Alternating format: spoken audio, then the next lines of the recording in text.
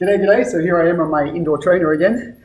I had a question come in this week from a This Cycling Lifer, and the question was, Jamie, please tell us, how did you win the UCI World Series Granfondo race in Casablanca in February? So here are my 5 tips in 5 minutes to win a UCI World Series Granfondo race. The first tip, of course, is know your competition. When I got the start list for Casablanca, I had a quick scan and I saw 2 names I knew very well. One of those was Maxime Pirard, who's the current world champion for the 19 to 34-year-old age group. The other one was Patrick Cocoit, another Belgian, also former world champion, who I know is a super strong rider. So when I wrote my race diary the night before, I had a very simple strategy: follow Pirard. And sure enough, in the first 5 kilometers of the race, 116 kilometer race, I stayed at the front, first 10 riders.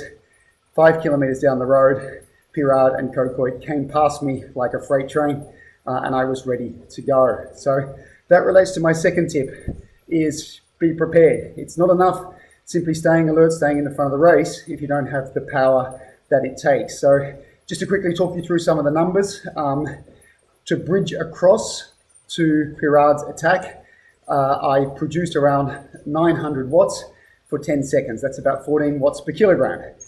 In that first minute of bridging across and then staying with that attack, my output was around 510 watts or 8 watts per kilogram. And then hanging on to that breakaway, because we also picked up a guy called Kasper Kistalski just out of a pro contract. We were driving really hard. When I say we were driving hard, I was hanging on the back of that attack, and I produced just over 300 watts for 10 minutes, or about 4.7 watts per kilogram. So what is that about? You have to train for that. My body was ready, I could do that, but also I knew that I was in trouble. Now, why is that? Because our body stores somewhere between 300 and 400 grams of glycogen. When you do a normal race at race pace, those stores might last you somewhere around 2 hours to 2.5 hours. Now, I knew that this race was going to be around 2 hours and 50 minutes, maybe 42 kilometers an hour average speed.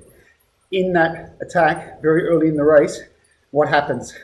In an all-out effort like I did there, I burnt probably around 20% of my glycogen in that first, bridge across to those guys, that first 15 seconds.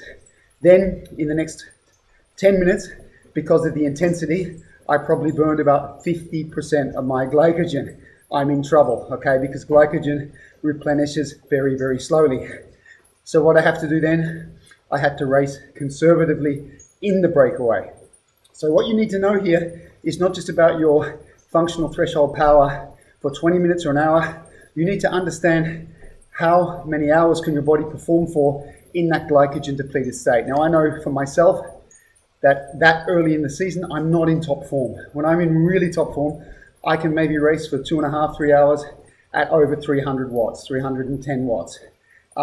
Early in the season and in that glycogen depleted state, maybe my body can hang in there at a normalized power of around 260 to 270. So once I was in that breakaway, what was I trying to do? I was trying to race conservatively. So the rule here is pretty simple, okay? You only ride as hard as the least hardest working guy in the breakaway. In my case, that was Cocoit. Pirard attacked us, he went away again, and there were 3 of us, Kistalski, Cocoit, and myself. So I was matching Cocoit, I wasn't being lazy, I wasn't simply sitting on, but there was absolutely no way I could match Kistalski's power in that breakaway. Very strong young guy in his 20s, just out of a pro contract. So I did what I needed to do, but what I was trying to do was to survive to the finish. Now, the other factor here was that because we went so early at the 5 kilometer mark, we had 111 kilometers to go in that breakaway. So what was my goal? To make it to the finish.